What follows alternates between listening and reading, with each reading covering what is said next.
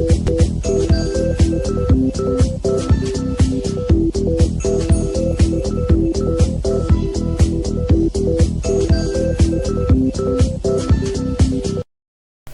Friends, welcome to channel masters of botany. Again मैं हूं आपका दोस्त विनय कुमार सिंह। मॉलिक्यूलर बायोलॉजी का पार्ट नंबर 8 है। आपको पता ही है कि हम मॉलिक्यूलर बायोलॉजी जो है बीएचयू में आए जो भी हैं क्वेश्चन 2008 से लेकर 2020 तक उनका सोल्यूशन दे रहे हैं।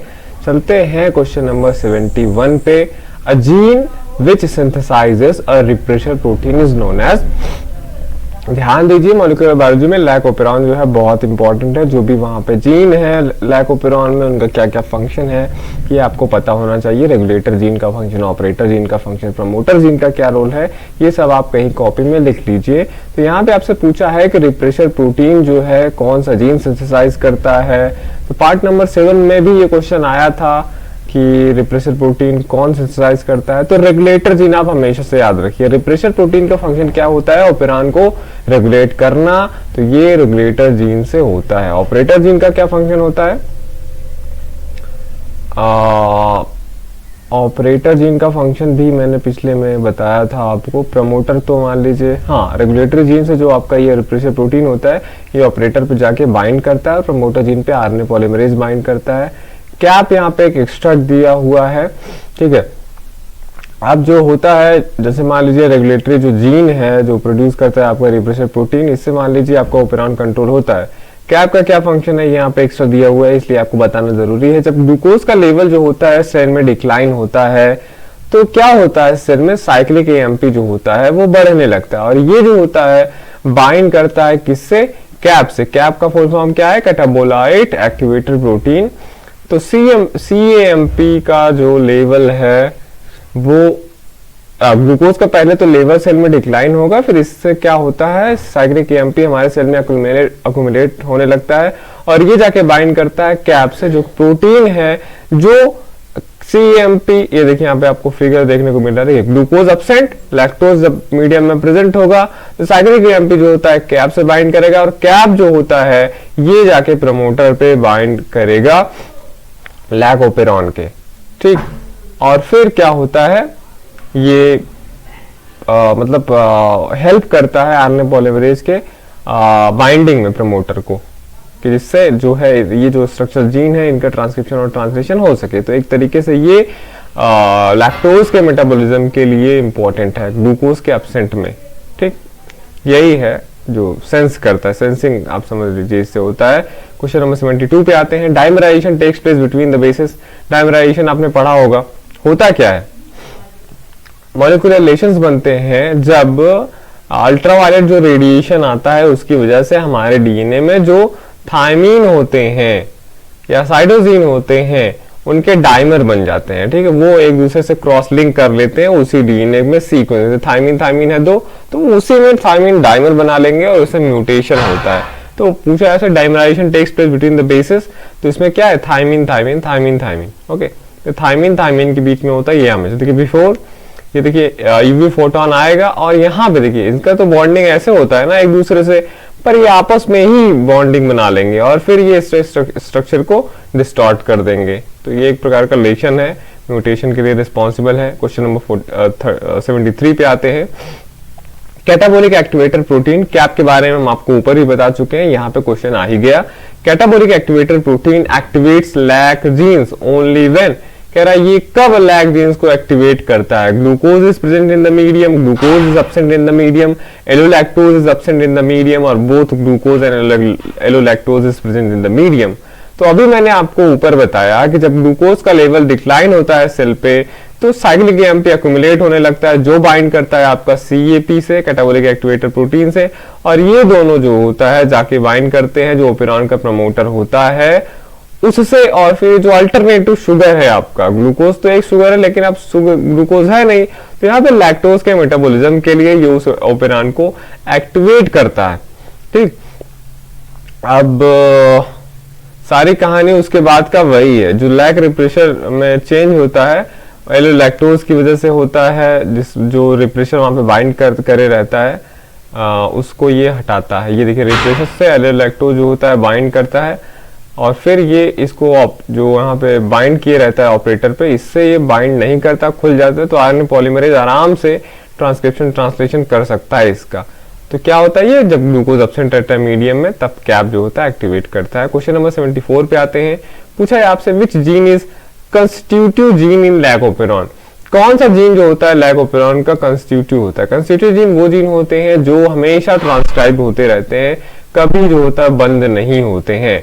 इसके अपोजिट क्या होता है, फैकल्टेटिव जीन्स होते हैं जो ट्रांसक्राइब होते हैं जब जरूरत पड़ती है तो। और रेगुलेटरी जीन जो होता है, आपने पढ़ा है रेगुलेटर जीन जो है आपका लैकोपेरॉन में, ये कंट्रोल क्या करता है, ऑपरेटर जीन को। ये प्रोटीन जो रिप्रेशर है उसको प्रोड्यूस करता है और वो जाके ऑपरेटर जीन पे बाइंड करे हुए रहता है, और फिर जो आपका लैकोपेरॉन है ये स्विच ऑफ होता है जब तक कि इंड्यूसर ना आ जाए। तो ये जो रेगुलेटर जीन है ये हमेशा एक्टिव रहता है, हमेशा ये रिप्रेशर बनाता रहता है, बनाएगा, और लैकोपेरॉन हमेशा वो रहेगा, स्विच ऑफ रहेगा। तो ये जीन, बाकी सारे जो है स्ट्रक्चरल जीन, ये स्विच ऑन स्विच ऑफ होते हैं, promoter gene switch on switch off होते हैं, ऑपरेटर जीन भी स्विच ऑन स्विच ऑफ होते हैं, पर रेगुलेटर जीन जो होता है ये जीन हमेशा एक्टिव रहता है। क्वेश्चन नंबर 75 पे आते हैं। विच of the following changes is called transversion? मैंने आपको दो तरीके के चेंजेस बताए थे, पिरिमिडीन का पिरिमिडीन में चेंज हो जाना और प्यूरिन का प्यूरिन में चेंज हो जाना। मतलब प्यूरिन तो प्यूरिन, पिरिमिडीन तो पिरिमिडीन जो है, ये जो चेंजेस है ये ट्रांजिशन कहलाते हैं। ठीक है, ट्रांजिशन तो आपने देखा होगा, पढ़ा होगा टर्म। ट्रांजिशन का मतलब सेम उसमें ट्रांजिशन जब होता है, जैसे purine to purine, pyrimidine to pyrimidine. अब जब क्रॉस होता है, प्यूरिन अगर चेंज हो गया पिरिमिडीन बेस में, या पिरिमिडीन बेस चेंज हो गया प्यूरिन बेस में, तो ये क्या है, ट्रांसवर्जन। आप याद रखने के लिए अपने माइंड में बिठा सकते हैं, ट्रांजिशन छोटा वर्ड है, ट्रांसवर्जन जो है बड़ा वर्ड है। तो छोटा वाला आराम से हो जाता है, बड़ा वाला थोड़ा सा डिफिकल्ट प्रोसेस है, क्योंकि प्यूरिन टू पिरिमिडीन आराम से चेंज हो जाते हैं, पर प्यूरिन से पिरिमिडीन चेंज होना बड़ी बात है।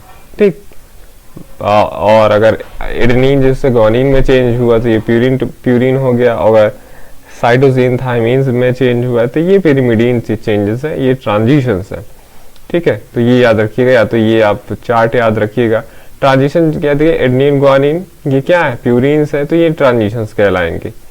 और साइटोसिन थायमीन में होता है, मतलब ये पिरिमिडीन हो गया, तो ये ट्रांजिशन कहलाएंगे। ट्रांसवर्जन कब होगा, जब गुआनिन साइटोसिन में चेंज हो गया तब ट्रांसवर्जन, एडेनिन थायमीन में चेंज हो गया तब ट्रांसवर्जन, एडेनिन साइटोसिन में चेंज हो गया तो ट्रांसवर्जन, और गुआनिन थायमीन में चेंज हो गया तो transversion.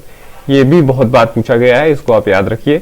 Which of the following considered a most potent mutagen? कह रहा है इनमें से सबसे ज्यादा म्यूटेजन कैपेसिटी कौन रखता है? एथिल मीथेन सल्फोनेट, नाइट्रोसोगोनाडीन, कॉल्चिसिन और हाइड्रोक्सिलामीन। तो इनमें से सबसे ज्यादा जो पोटेंट म्यूटेजन है वो आपका नाइट्रोसोगोनाडीन है। ठीक, और एथिल मेथिल सल्फोनेट मैंने आपको बताया था, ये एथिलेटिंग एजेंट है, ये भी एक म्यूटेजन है। और फिर और भी है मेथिल नाइट्रोसोगोनाडीन, नाइट्रोसोगोनाडीन का एक एग्जांपल है मेथिल नाइट्रोसोगोनाडीन, MNNG या जिसे MNG बोलते हैं। अगर कभी भी आपसे क्वेश्चन पूछा जाए मोस्ट पोटेंट म्यूटेजन, तो आप MNNG लिखेंगे या MNG लिखेंगे, या जो नाइट्रोसोगोनाडीन है ये इसका एक एग्जांपल है। देखिए इसके नाम में भी आपको नाइट्रोसोगोनाडीन मिलेगा, तो ये मिथिल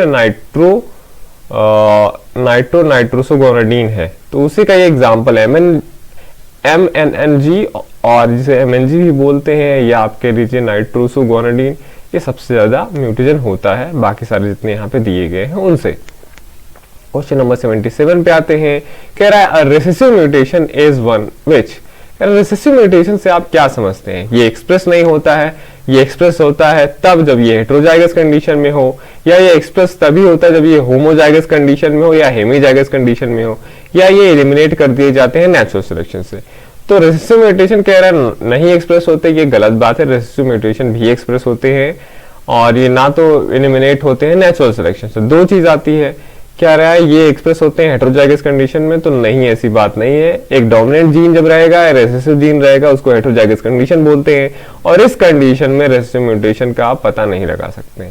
ठीक, ये एक्सप्रेस कब होता है, जब या तो ये होमोजाइगस कंडीशन में रहे, मतलब जो दो एलील हैं दोनों को दोनों रिसेसिव हो, या हेमोजाइगस कंडीशन हो, जैसे एक्स सेक्स क्रोमोसोम हो गए आपके एक्स और वाई।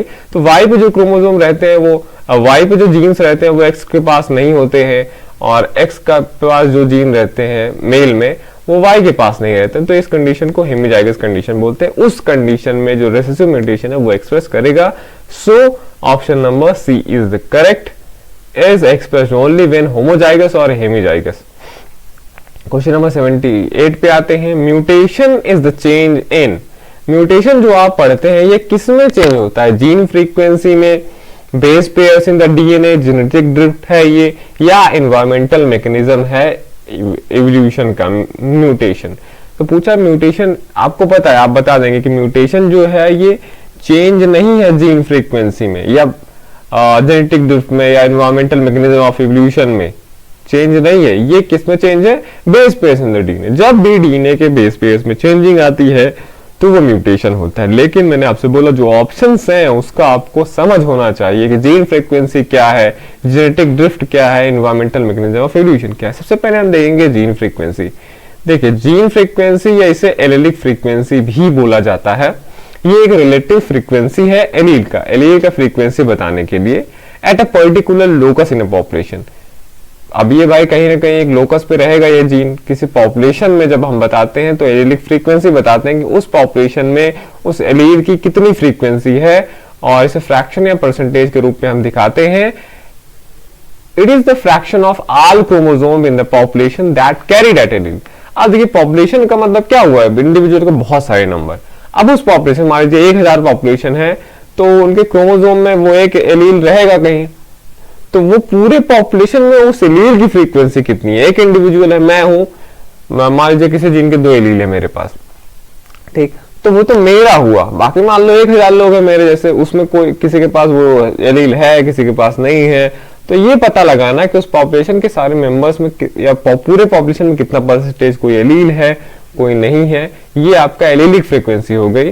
जीनोटाइप फ्रीक्वेंसी होती है, फिनोटाइप फ्रीक्वेंसी होती है, एलील फ्रीक्वेंसी है। तीनों आप इसको अच्छे से समझ लीजिएगा, बहुत अच्छी चीज है ये, जो आपको एक हार्डी-वीनबर्ग लॉ जो है वो आगे आपको मिलने वाला है। अगर आप इसको ये नहीं क्लियर होगा तो फिर आपको प्रॉब्लम हो जाएगी। तो ये चीजें आप बिल्कुल क्लियर कर लीजिए, जीनोटाइप फ्रीक्वेंसी क्या है, फिनोटाइप फ्रीक्वेंसी क्या है। इस पे क्वेश्चन आते हैं न्यूमेरिकल टाइप के, वो भी आप सिंपल आते हैं। एक पॉपुलेशन है, 1000 इंडिविजुअल हैं, उनमें ये जीनोटाइप का फ्रीक्वेंसी इतना है, ये एलील का फ्रीक्वेंसी इतना है, तो ये बताइए वो बताइए। थोड़ा सा प्रैक्टिस कर लीजिएगा इस पे।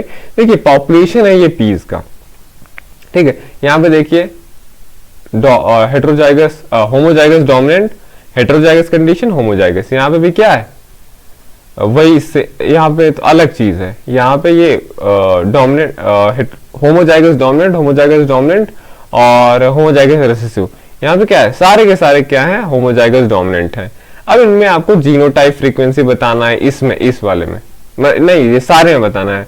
आपके पास कितने हैं पीस, 1 2 3 4 5 6 7 8 9 जो है यहाँ पे पीस, उसमें आपको इनका जीनोटाइप फ्रीक्वेंसी बताना है, इनका फिनोटाइप फ्रीक्वेंसी बताना है और इनका एलील फ्रीक्वेंसी बताना है। देखिए जीनोटाइप का मतलब कैपिटल डब्ल्यू कितना है, कैपिटल डब्ल्यू कितना है और स्मॉल डब्ल्यू कितना है। अब आप काउंट कर लीजिए, टोटल है 9 में आप देखेंगे 1 2 3 4 5 6 9 में से 6 ये कैपिटल है, तो इसका फ्रीक्वेंसी कैसे आप निकालेंगे, 6/9, तो इसको आप डिवाइड करेंगे, इतना आ जाएगा 0.67%। ये कितना हो गया, जीनोटाइप की फ्रीक्वेंसी। कौन सी जीनोटाइप की, होमोजाइगस डोमिनेंट। हेटेरोजाइगस का कितना होगा, आप देखेंगे केवल एक ही है, ये एक केवल, तो एक को डिवाइड कर दीजिए 9 से, 0.11 आ जाएगा। ये भी देखेंगे आपको कितना, 2 है ये पूरे पॉपुलेशन में, तो 2 को डिवाइड करिए 9 से, आ जाएगा 0.22। तो ये रहा आपका जीनोटाइप। इस वाले जीनोटाइप की फ्रीक्वेंसी इतनी इस पॉपुलेशन में, इस वाले जीनोटाइप की फ्रीक्वेंसी इतनी इस पॉपुलेशन में, और इस वाले जीनोटाइप की फ्रीक्वेंसी इतनी इस पॉपुलेशन में, ठीक। जीनोटाइप फ्रीक्वेंसी का मतलब how often we see each allele combination. Genotype का मतलब क्या हो गया, कॉम्बिनेशन है ना भाई, एलील का कॉम्बिनेशन है। यहाँ पे एलील का नहीं लिखा है, जीनोटाइप लिखा है। और जीनोटाइप क्या होता है, जीनोटाइप ऐसे रिप्रेजेंट होता है। और ये जो आपका पिंक है या व्हाइट है ये फिनोटाइप है। फिनोटाइप की फ्रीक्वेंसी भी ऐसे निकालेंगे हम। फिनोटाइप का मतलब कि पर्पल है कि व्हाइट है, तो कितना पर्पल है पूरे पॉपुलेशन में, कितना व्हाइट है पूरे पॉपुलेशन में, तो 7 है आपके पर्पल, उसको इससे डिवाइड करिए तो फिनोटाइप, पर्पल वाले फिनोटाइप की फ्रीक्वेंसी निकल गई और फिर व्हाइट वाले कलर की फ्रीक्वेंसी निकल गई। फिनोटाइप फ्रीक्वेंसी का मतलब how often we see white versus purple. अब एलीलिक फ्रीक्वेंसी पे आ जाएंगे तो यहाँ एलील क्या होते हैं, जस्ट आपका ये जो आपने देखा जीनोटाइप उसके डबल होंगे, क्योंकि एक जीनोटाइप में हम 2 एलील दिखाते हैं क्योंकि हम डिप्लॉयड ऑर्गेनिज्म है। तो जो हम 9 यहाँ से डिवाइड कर रहे थे अब 18 हो जाएगा, क्योंकि भाई एक के पास तो 2 है ना, तो 9 मेंबर्स हैं इस पॉपुलेशन के, तो यहाँ पे 18 एलील हैं। तो बस सेम वही आपको काउंट करना है। तो आप देखेंगे जो ये कैपिटल डब्ल्यू है, देखिए 1 2 3 4 5 6 7 8 9 10 11 12 13 जो है कैपिटल डब्ल्यू है 18 में से। तो इसका कितना हो गया एलील फ्रीक्वेंसी कैपिटल डब्ल्यू वाले की 0.72, और स्मॉल डब्ल्यू की अगर हम बात करें तो यहाँ पे 4 ही है, नहीं 4 है और एक हेटेरोजाइगस वाला होगा ये 5।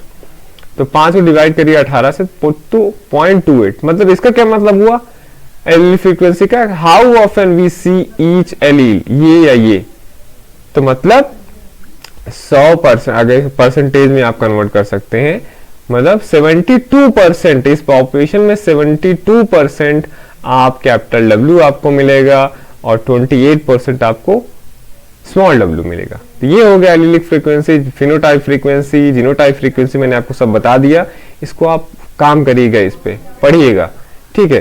तो मैंने अब दूसरा वाला जो ऑप्शन है मैंने आपको बताया कि चेंज इन बेस पेयर में जो चेंज होते हैं, तो ये तो हो गया सिकल सेल एनीमिया जो है एग्जांपल, ये रेसेसिव म्यूटेशन के एग्जांपल हैं, तो वो हो गया। जेनेटिक ड्रिफ्ट क्या होता है, ये मैकेनिज्म होता है इवोल्यूशन का, जहां पे ये देखिए in which allele frequency of a population, allele frequency जो मैंने आपको ऊपर बताया of population changes over generation, वो यहाँ पे एलील फ्रीक्वेंसी की बात हो रही है। तो जेनेटिक ड्रिफ्ट में क्या होता है, एलील फ्रीक्वेंसी जो होती है किसी पॉपुलेशन की, वो जनरेशन टू जनरेशन चेंज होती है, ठीक, ड्यू टू चांस की वजह से, सैंपलिंग एरर की वजह से। Genetic drift occur in all population of non, अगर छोटा कोई वो है जैसे पॉपुलेशन है, तो छोटे होने की वजह से जो होता है जो उनके एलील होते हैं वो चेंज होते हैं, उनकी एलील फ्रीक्वेंसी बहुत तेजी से चेंज होती है। अगर बड़ा पॉपुलेशन होता है तो उसमें सारे टाइप के एलील रहते हैं, तो इंटरमिंगल्ड होते रहते हैं जीन फ्लो की वजह से। पर अगर वो सेपरेट हो गया एक छोटा पॉपुलेशन,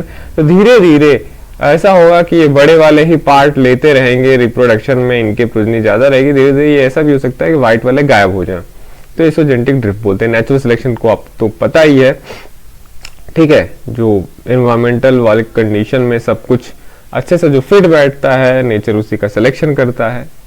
क्वेश्चन नंबर 79 पे आते हैं, स्पॉन्टेनियस म्यूटेशंस क्या होते हैं, are caused by chemicals such as acridine and caffeine, are caused by physical agents such as ultraviolet light or X-rays, are the result of errors in the base pairing of nucleotides during replication, or occurs at a rate higher than the rate of induced mutation। इसका correct क्या है, spontaneous mutation ये result होते हैं errors in the base pairing of nucleotide during replication. देखिए spontaneous mutation है और एक क्या है, स्पॉन्टेनियस म्यूटेशन से एक इंड्यूस म्यूटेशंस होते हैं। स्पॉन्टेनियस म्यूटेशन जो रिप्लिकेशन के टाइम पे बेस पेयरिंग में एरर होता है, उसकी वजह से जो म्यूटेशंस होते हैं उनको हम स्पॉन्टेनियस म्यूटेशन बोलते हैं। अब ये आपका acridine, caffeine, ultraviolet light, X ray, बाकी जो हैं ये सारे इंड्यूस्ड म्यूटेशन में आते हैं। ये अपने आप तो हो नहीं रहे, ये बाहर से वो मतलब पड़ता है तभी होता है। बाकी ये जो डी वाला ऑप्शन है कि कहाँ गया, ये रेट हायर होता है स्पॉन्टेनियस म्यूटेशन का देन द इंड्यूस्ड म्यूटेशन, तो ऐसा नहीं है, ठीक। स्पॉन्टेनियस म्यूटेशन का रेट जो होता है कम होता है इंड्यूस्ड म्यूटेशन से। क्वेश्चन नंबर 80 पे आते हैं, adenine is replaced by guanine in gene mutation it is. अब कह रहा है अगर एडेनिन को हम रिप्लेस कर दे ग्वानिन से, किसी एक म्यूटेशन का एग्जांपल दे रहा है, तो ये क्या है, फ्रेम शिफ्ट म्यूटेशन है, ट्रांसक्रिप्शन है, ट्रांजिशन है या ट्रांसवर्जन है।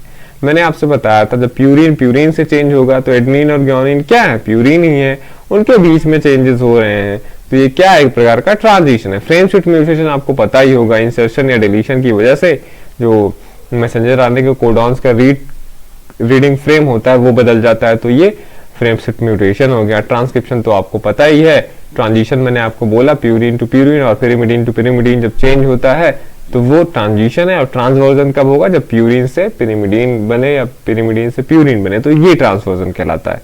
तो ये जो होता है पार्ट नंबर 8 भी आपका यहाँ पे खत्म हुआ। नेक्स्ट पार्ट में हम मिलेंगे और भी जो बाकी के बचे क्वेश्चंस हैं वो सॉल्व करेंगे। 3 ही पार्ट इसका और बचा हुआ है, मॉलिक्यूलर बायोलॉजी भी आपका खत्म हो जाएगा। देखते रहिए आप masters of botany and thank you for watching this video.